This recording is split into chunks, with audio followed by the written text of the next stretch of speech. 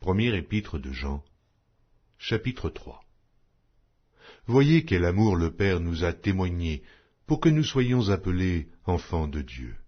Et nous le sommes. Si le monde ne nous connaît pas, c'est qu'il ne l'a pas connu. Bien-aimés, nous sommes maintenant enfants de Dieu, et ce que nous serons n'a pas encore été manifesté. Mais nous savons que, lorsque cela sera manifesté, nous serons semblables à lui, parce que nous le verrons tel qu'il est. Quiconque a cette espérance en lui se purifie, comme lui-même est pur. Quiconque pêche transgresse la loi, et le péché est la transgression de la loi. Or, vous le savez, Jésus apparut pour ôter les péchés. Il n'y a point en lui de péché. Quiconque demeure en lui ne pêche point.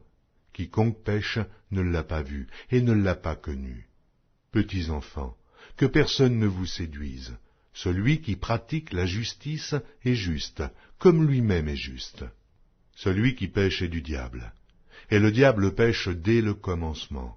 Le Fils de Dieu apparut afin de détruire les œuvres du diable. Quiconque est né de Dieu ne pratique pas le péché, parce que la semence de Dieu demeure en lui, et il ne peut pécher, parce qu'il est né de Dieu. C'est par là que se feront reconnaître les enfants de Dieu et les enfants du diable. Quiconque ne pratique pas la justice n'est pas de Dieu, non plus que celui qui n'aime pas son frère. Car ce qui vous a été annoncé est ce que vous avez entendu dès le commencement, c'est que nous devons nous aimer les uns les autres, et ne pas ressembler à Caïn, qui était du malin et qui tua son frère. Et pourquoi le tua-t-il? Parce que ses œuvres étaient mauvaises, et que celles de son frère étaient justes. Ne vous étonnez pas, frères, si le monde vous hait. Nous savons que nous sommes passés de la mort à la vie, parce que nous aimons les frères. Celui qui n'aime pas demeure dans la mort. Quiconque hait son frère est un meurtrier. Et vous savez qu'aucun meurtrier n'a la vie éternelle demeurant en lui. Nous avons connu l'amour en ce qu'il a donné sa vie pour nous.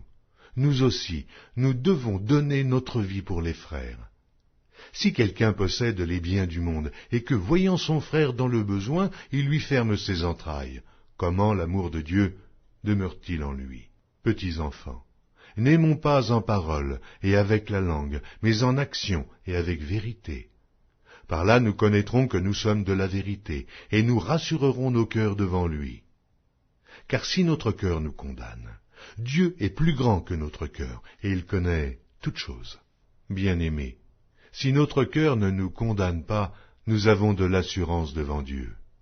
Quoi que ce soit que nous demandions, nous le recevons de lui, parce que nous gardons ses commandements et que nous faisons ce qui lui est agréable. Et c'est ici son commandement, que nous croyions au nom de son Fils Jésus-Christ, et que nous nous aimions les uns les autres selon le commandement qu'il nous a donné. Celui qui garde ses commandements demeure en Dieu, et Dieu en lui. Et nous connaissons qu'il demeure en nous par l'Esprit qu'il nous a donné.